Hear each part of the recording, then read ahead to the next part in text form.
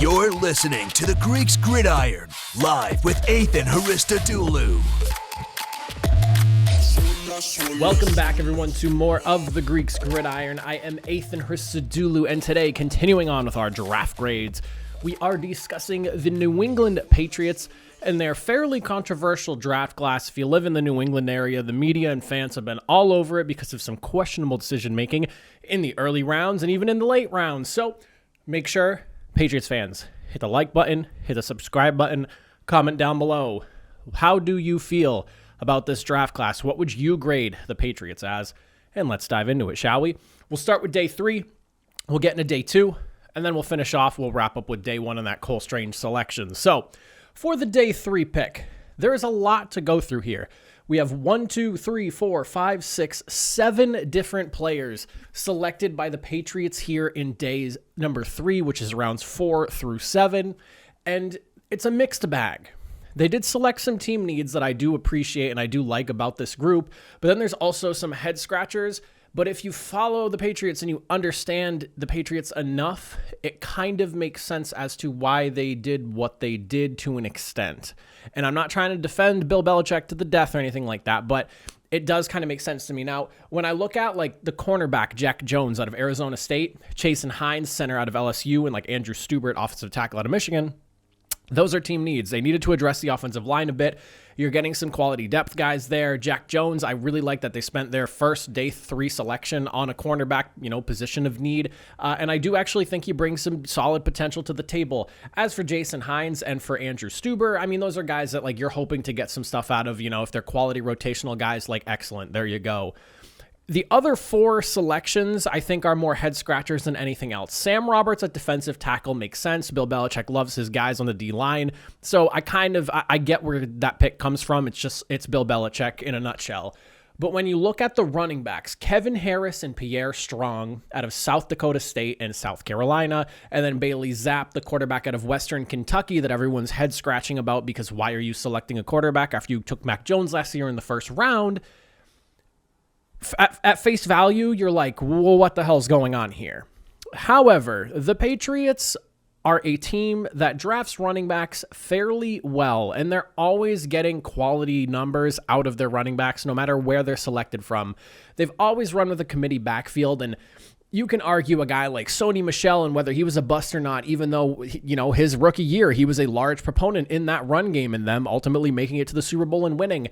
There are a handful of running backs that I can think of in my time, even if they produced for only a short amount of time, let's say like those first 4 years of their contract, whatever.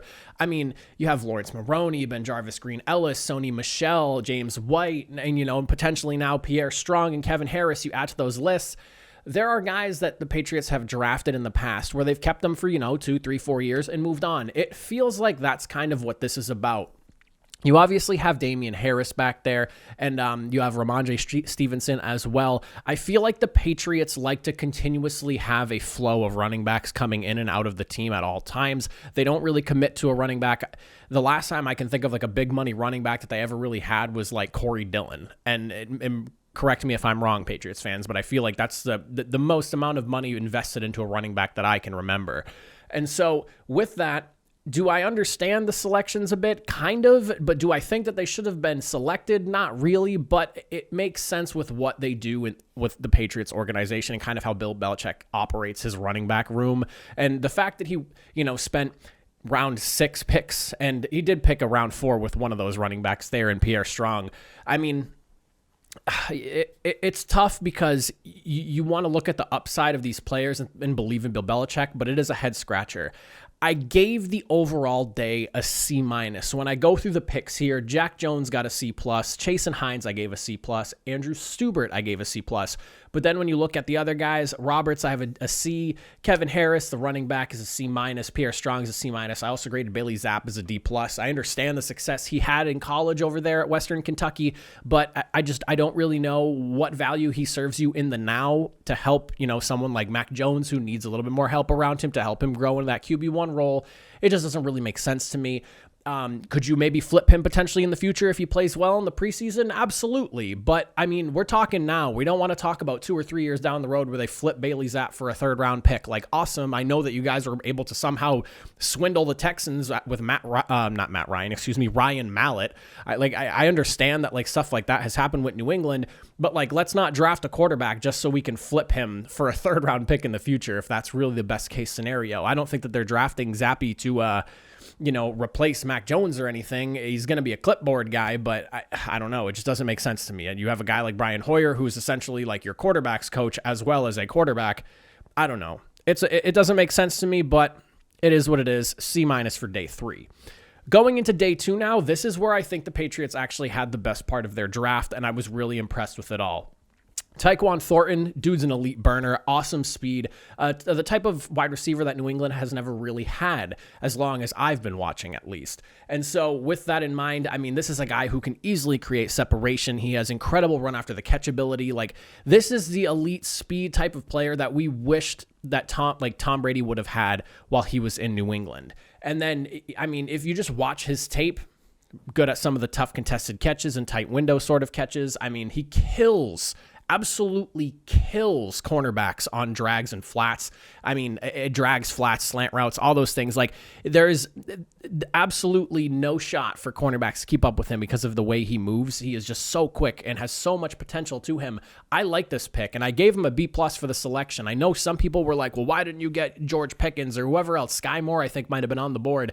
Taekwon Thornton presents solid size and speed and ability, and I think he can fit into a really good role in this offense here. Then, in the 3rd round, cornerback Marcus Jones out of Houston. This is probably their best pick of the draft in terms of value and the selection itself. This guy is a Bill Belichick guy to a T. He's a cornerback, best college kick returner, period, while he was playing at least. And couple that with the fact that he's even dabbled at wide receiver from time to time, making some plays and catches. He is a Bill Belichick guy with his versatility, and also he's really good at what he does. He had 5 interceptions this past year, could have been 6. I talked about him a lot during draft previews, and this is a guy that the Patriots fans should be excited about. When you think of like when J.C. Jackson was drafted, this is a similar type of guy. He has all the athleticism, the great ball skills. I mean, he is a quick and fluid mover. He is very sticky to his receivers, and he's a guy that I just talked about. Taekwon Thornton being someone who's going to kill cornerbacks on like drags and slants. He's a corner that won't get killed by the drags and slants because of how good he can play and how fast he is as well and how sticky he is as a corner. This is someone I'm really excited about. I gave him a B+ as well, and I'm giving day 2 as a B+. This was an excellent pair of guys to get in day 2. I know that some people weren't thrilled about Taekwon Thornton, and maybe Marcus Jones you could have gotten the 4th round. However, I like both of these guys, and go watch the Taekwon Thornton tape if you're a Patriots fan. I think you'll feel a lot better about that selection once you do, with seeing what he can bring to the table. Then to cap things off, the day 1 selection here, Cole Strange, the guard out of Tennessee, Chattanooga. This is also another guy that I was a very big fan of leading up into the draft. And yes, he was a day 3 guy, or not day 3, 3rd round selection type of guy, maybe even a day 3 type of guy, depending on how things shook out in the draft boards. But somehow the Patriots opted to go after him, trade back to pick 29, and then ultimately select him there with a litany of talent still on the board when they were on at 21, and then again when they picked at 29. This guy has a mean streak to him. He is a classic throwback type of guy. My biggest issue with this pick is that you had to make this pick necessary by your previous actions. You ended up trading Shaq Mason away for a bag of peanuts with a 5th round selection, who, even though he's like one of the best running right guards in the league, the whole thing blows my mind. We've talked about it enough already, but this is a selection that fits a need, but it was a need you ultimately created, and I don't really like it. However, do I like Cole Strange as a prospect, and do I think he can be a day 1 starter in that Patriots offensive line? Absolutely. The value isn't there, but the need is there, and also the talent and potential is there for this guy. He doesn't wear gloves, man. He is a tough-ass dude, and someone that I really, really liked talking about when we were going through draft previews. I selected him, I think, to a couple of different teams, because I was like, if you can get this guy later in the draft and somewhere in day 2, maybe early day 3, he would be an absolute steal. And yes, Patriots fans, I get it. He's an overdraft. I understand. I know. And when I saw him be picked at 29, I was like, no way did Cole Strange go in the first round, because I did spend a decent amount of time talking about him. I looked up a lot of tape on him. He was one of my favorite late round offensive linemen. He is going to be a good player for New England, and I trust in Bill Belichick that he brought this guy in because he knows, all right, I can get this guy, plug him in, and we're going to be good to go at the right guard spot and, problem solve the boom. Obviously, they made the problem themselves, and, there are some holes that did not get addressing. The linebacking corps did not get addressed in this draft class, which was a really big head scratcher for me because, you spent a pick on quarterback and 2 picks on running back in day 3, and ultimately you didn't fill that need. So that is another need that's still open and available for the Patriots if someone comes along. I know they brought in was it Miles Jack that they brought in? I think it's Miles Jack that they brought in. I could be wrong. Double check me on that one, but I think it's Miles Jack they brought in. But overall, for the day 1 selection, this is probably going to be controversial. I just jumped off on a wild tangent there for a second. But for my day 1 grade, what did I give Cole Strange? What did I give the Patriots for that? A lot of people were like, F, flat out, D-, terrible pick. I'm giving them a B- for the selection. And the reason it's a B- is because it lacks value, but it checks off the need, it checks off the ability, and this is a guy that's going to be a starter for this team. I firmly believe in Cole Strange. I really do. I am not a Patriots fan. I am a Colts fan. And I put all my biases aside when I talk about teams and things like this, and especially in this type of manner. The Patriots got a good one here, and Bill Belichick obviously saw a lot of the same things I did when I was looking at Cole Strange pre-draft. I believe in what Cole Strange is going to do. I believe in what Bill Belichick thinks he's going to do and be able to do with him. I'm really excited about this pick. The only reason it's a B- is because you probably could have got him later and picked something else. But in terms of potential and everything else, it's an A. So I knocked him, if we started 100 and I knocked him all the way down to an 80. So I knocked 20 points off because the value was not there, because you could have got him 2 rounds later. That's basically 10 points per round I knocked off. Other than that, it's an excellent selection. If we're talking the entire Patriots draft from day 1 to day 3, giving my overall grade here, if I had to settle on a letter, I'm going to stick with a C+. I've seen the grades be really bad for New England, but the draft fits the mold of what the Patriots do. Like, as I'm scrolling through here, quality depth for the O-line in those later rounds. We'll see what they end up doing, but they're probably going to be rotational pieces at best, but they are still team needs. Jack Jones and Marcus Jones, I think, are going to surprise some people, especially Marcus Jones. This is a guy that I believe Bill Belichick can turn into a premier cornerback in the NFL. He has all the physical traits you need and then some. And plus, he's an excellent returner. If they end up using him early in his career for the return game until he fully develops and flourishes into like cornerback 1, I think Marcus Jones has the ability to do so. But overall, C+.